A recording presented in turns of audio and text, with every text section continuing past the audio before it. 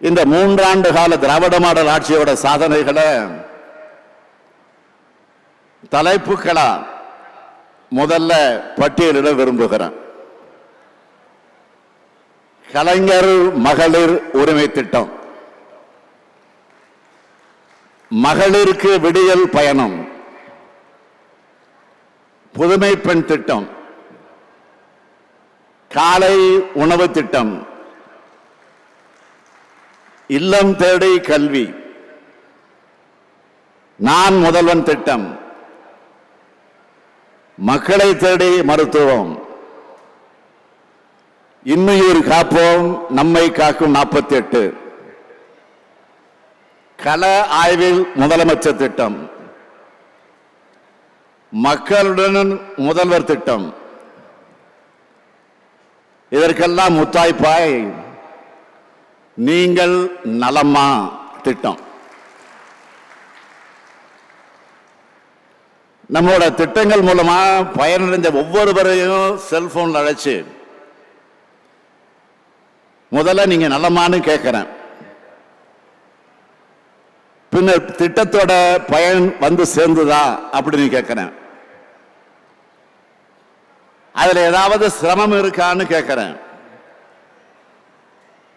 கோட்டையிலிருந்து மட்டும் திட்டங்கள் அறிவிக்காம கடைக்கோடையில் இருக்கிற மக்கள் கிட்டையும் பேசுற முதலமைச்சராக இருக்கக்கூடியவன் நான் தான். இதேதோ நான் ரொம்ப கர்வத்தோட சொல்றேன் நினைக்காதீங்க, அடக்கத்தோட சொல்றேன், உரிமையோட சொல்றேன். உங்க ஒவ்வொருத்தருடைய உணர்வையும் மதிக்கிறவன் தான். உங்க ஒவ்வொருத்தோட கருத்தையும் காது கொடுத்து கேட்கிறவன் தான்.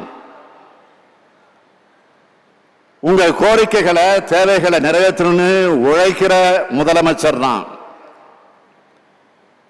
அதனாலதான் நீங்கள் நலமா திட்டத்தை தொடங்கி இருக்கேன். இப்படி சிந்திச்சு சிந்திச்சு மக்களுக்கான முத்திரை திட்டங்களை உருவாக்குறதுல தான் தமிழ்நாட்டுடைய தொழில் வளம் உயருது, வேலை வாய்ப்பு பெருகுது, பொருளாதாரம் வளருது, ஒட்டுமொத்த தமிழ்நாடு முன்னேறுது. அதை பார்த்து சிலர் பொறாமைப்பட்டு தமிழ்நாட்டு மக்களையும் தமிழுடைய உணர்வுகளையும் கொச்சைப்படுத்துகிற வகையில்